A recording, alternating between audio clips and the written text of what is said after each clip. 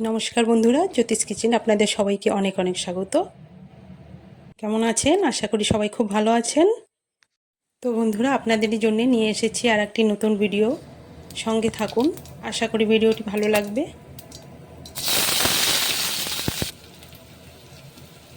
তো বন্ধুরা, আজ আমি রান্না করছি মাশরুম কারি।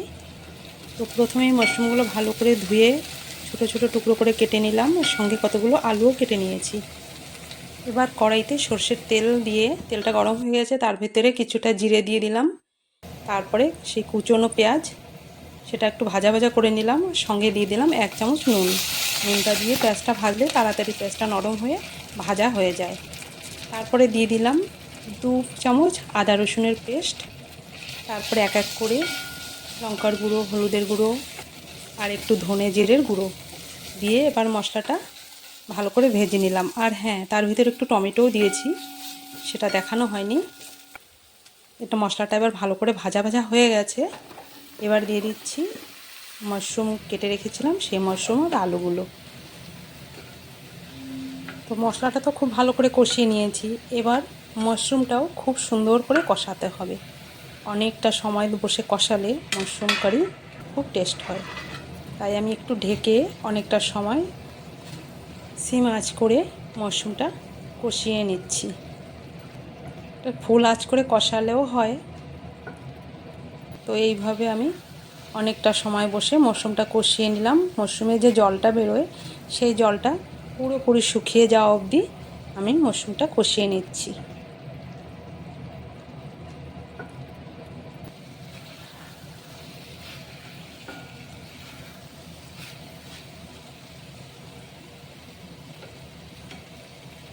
দেখুন কতটা সময় আমি মাশরুমটা কষিয়ে নিলাম।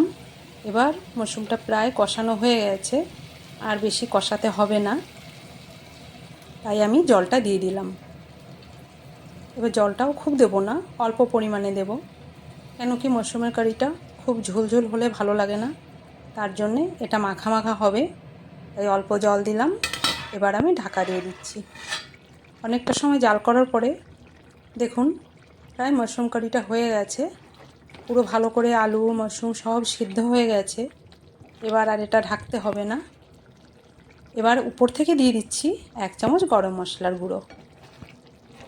নামানোর আগেই গরম মশলাটা দিলে স্মেলটা খুব ভালো আসে। দেখুন আমার মাশরুম কারি প্রায় হয়ে গেছে। পুরো ভিডিওটি দেখার জন্য আপনাদের অনেক অনেক ধন্যবাদ। যদি ভালো লেগে থাকে তাহলে একটা লাইক করবেন। সবাই খুব ভালো থাকবেন, সুস্থ থাকবেন। ধন্যবাদ।